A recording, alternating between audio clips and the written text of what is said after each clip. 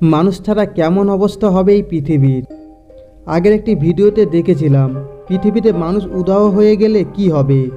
আজও দেখব পৃথিবীতে মানুষ না থাকলে আমাদের এই সুন্দর সবুজ গ্রহ কেমন দেখতে হবে।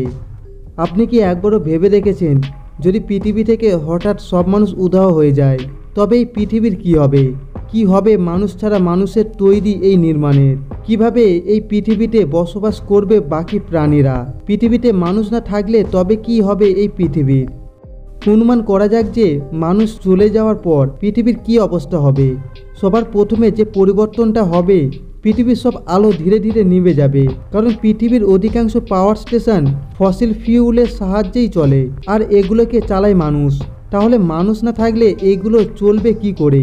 মানুষ ছাড়া এই পৃথিবীতে মাত্র 48 ঘন্টা পর পৃথিবীর সব নিউক্লিয়ার প্ল্যান্ট সেফটি মোডে চলে আসবে। আস্তে আস্তে সব সোলার প্যানেল কাজ করা বন্ধ করে দেবে, কারণ সেগুলোকে পরিষ্কার ও নিয়ন্ত্রণ করার জন্য কেউ থাকবে না। ফলে সোলার প্যানেলের ওপর মাটি জমতে থাকবে, আর এই অবস্থায় সম্পূর্ণ পৃথিবীকে মহাকাশ থেকে কালো দেখাবে।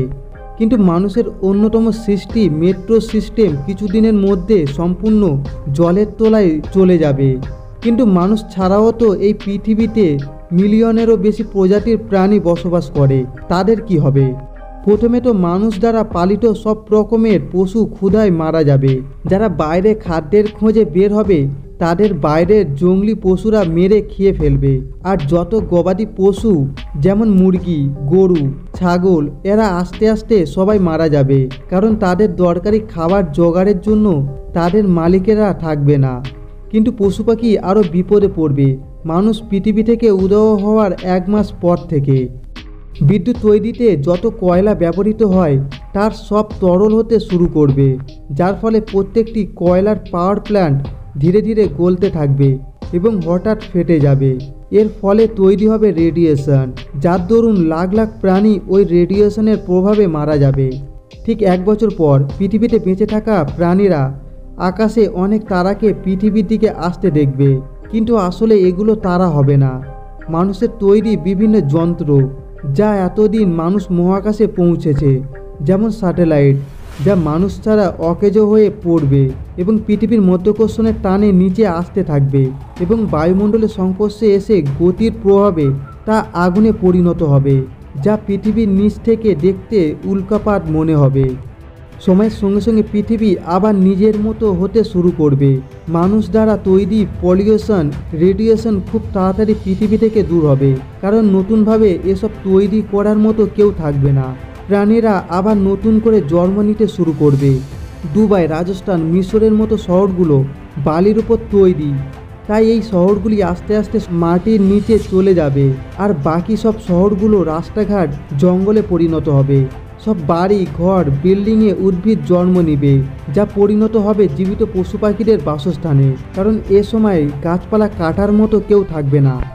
এভাবে কিছু সময় চলতে থাকার পর প্রায় 300 বছর পর মানুষের অধিকাংশ বড় বড় মেটেরিয়ালের তৈরি নির্মাণ, যেমন আইফেল টাওয়ার, লন্ডন ব্রিজ সহ বাকি সব ব্রিজ এবং বড় বড় বিল্ডিং ভেঙে পড়তে শুরু করবে, শুধুমাত্র মরিচা ধরে বা কোনো রকম মেনটেনেন্স না হওয়ার কারণে।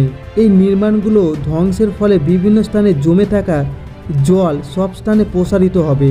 এর ফলে পাখিদের অনেক বেশি সুবিধা হবে, যার ফলে নতুন নতুন প্রজাতি প্রাণীরা জন্ম নিতে শুরু করবে, হয়তোবা লুপ্ত হওয়া প্রাণীরা আবার জন্মগ্রহণ করবে।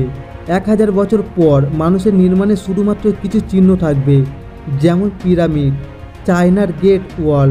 আর 1 লাখ বছর পর তাও অবশিষ্ট থাকবে না, কিন্তু থাকবে কিছু জিনিস যা মানুষের তৈরি করা। তা হলো প্লাস্টিকের বোতল, প্লাস্টিকের তৈরি দ্রব্য এবং প্লাস্টিকের নোংরা আবর্জনা। তবে প্রায় 50 লাখ বছর পর তাও থাকবে না।